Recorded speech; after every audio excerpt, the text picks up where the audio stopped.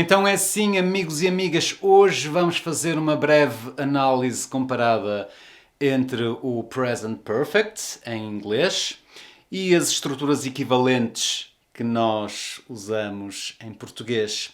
E isto porque eu noto que existe alguma confusão entre aqueles que estão a aprender o português. E se é a primeira vez que estás a assistir a um dos meus vídeos, bem-vindo, bem-vinda, eu sou o Pedro, estou aqui, claro, para te ajudar com o teu português. Vamos então começar.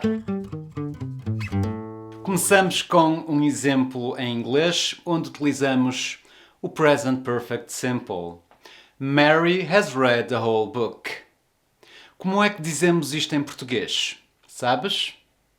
Pois, isso mesmo. A Maria leu o livro inteiro. Então, estamos a usar leu, que é o pretérito perfeito. Normalmente, quando em inglês utilizamos o Present Perfect Simple, em português utilizamos o pretérito perfeito. Mary has read the whole book.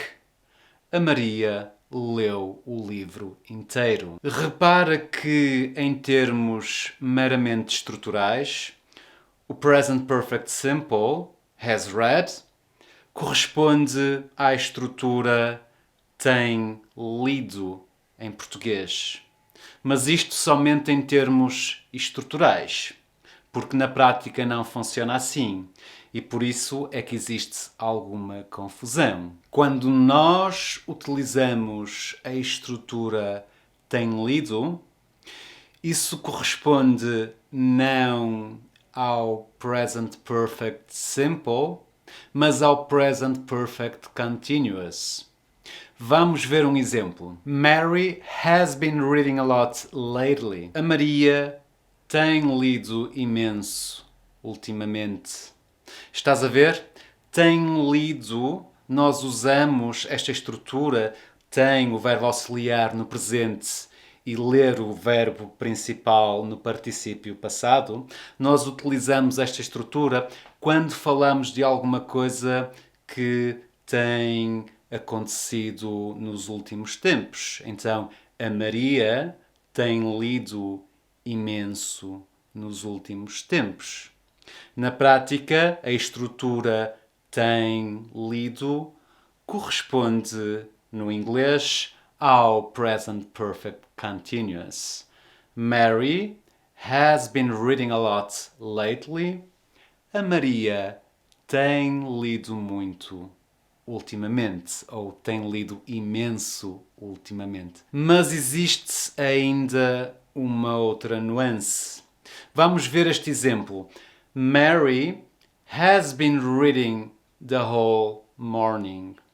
Neste caso, estamos a utilizar o Present Perfect Continuous, mas referimos-nos a uma ação que acontece ou que aconteceu no mesmo dia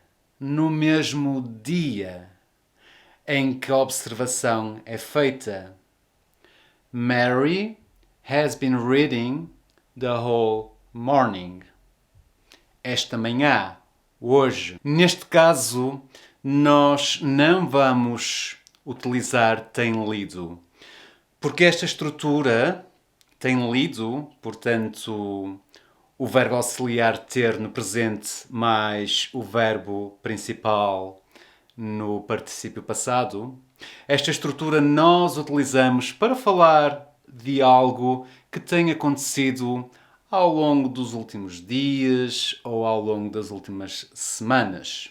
Algo que tem acontecido ultimamente. Vamos então ver algumas alternativas à frase Mary has been reading the whole morning.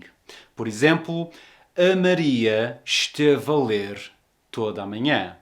Aqui estamos a utilizar o verbo estar como auxiliar, está conjugado no pretérito perfeito, e depois o verbo principal está no infinitivo, ler. E entre o auxiliar e o principal temos a preposição a. Esteve a ler. A Maria esteve a ler toda a manhã. Mary has been reading the whole morning. Outra opção é a seguinte: a Maria tem estado a ler toda a manhã. Repara que esta alternativa está mais próxima estruturalmente da versão inglesa. Mary has been reading the whole morning. A Maria tem estado a ler toda a manhã. Então temos o verbo auxiliar ter no presente, temos o estar no particípio passado e depois temos o ler no infinitivo. A diferença entre estas duas alternativas é bastante subtil. A Maria esteve a ler toda a manhã, a Maria tem estado a ler toda a manhã. Talvez a última alternativa seja mais explícita a indicar que a ação continua a decorrer no momento presente. A Maria tem estado a ler toda a manhã e continua a ler neste momento. Mas, novamente, é bastante subtil. Eu acho, na minha opinião, que a primeira alternativa talvez seja mais comum, para além de também ser mais simples estruturalmente. É certamente uma questão de gosto e preferência pessoal. Usa a alternativa que é mais fácil e intuitiva para ti. Espero que este vídeo te tenha sido útil. Se for esse o caso, não te esqueças de... Obrigado, fica bem e até à próxima. Adeus!